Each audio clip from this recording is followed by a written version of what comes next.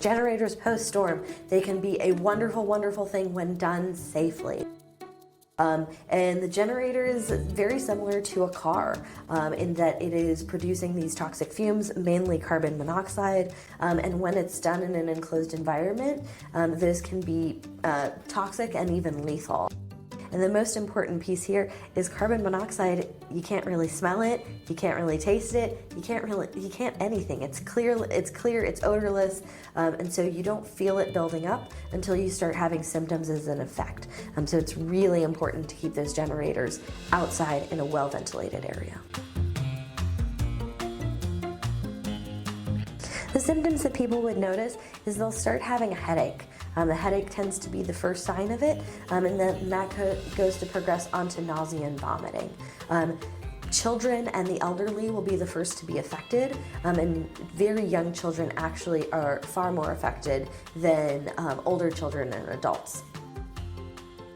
It's the middle of summer, it's incredibly hot, and goodness knows that we have an older population. That older population plus ladders equals potentially slips and falls from height with really significant injuries. It's a bit of a setup. A lot of the injuries that we see post-storm have to do with removing the branches and debris and the damage to the home. So all the things hold true that you've always heard. Definitely to have water in place in your own home.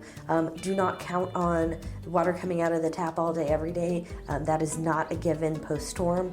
And so to have either bottled water on hand or just the old Florida staple, fill your bathtub so that you have access to clean water or even water to flush your toilets.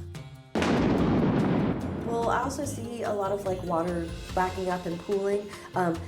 Really just stay out of it. One, we don't know how deep it is, and so you can never be safe going into it, particularly in a vehicle. And same thing goes with water that is not only stationary but moving. It can be incredibly powerful, so stay out of that water. Now, if those weren't enough reasons to stay out of that water, can also be incredibly unsanitary, especially if it backs up our sewer system. So that water can have fecal material, other toxic chemicals in it. Just stay out of the water altogether. It is not safe to be in.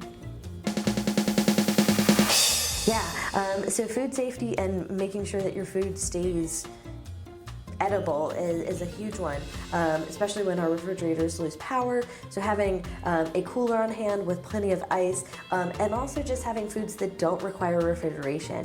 That one's a really big one and a really easy one. And then after that, if you do lose substantial power, to actually toss those foods in the refrigerator that didn't get proper cooling, in that they can become a problem even in the refrigerator if it doesn't have power. If you ever have a question about it, just toss it. So when in doubt, throw it out.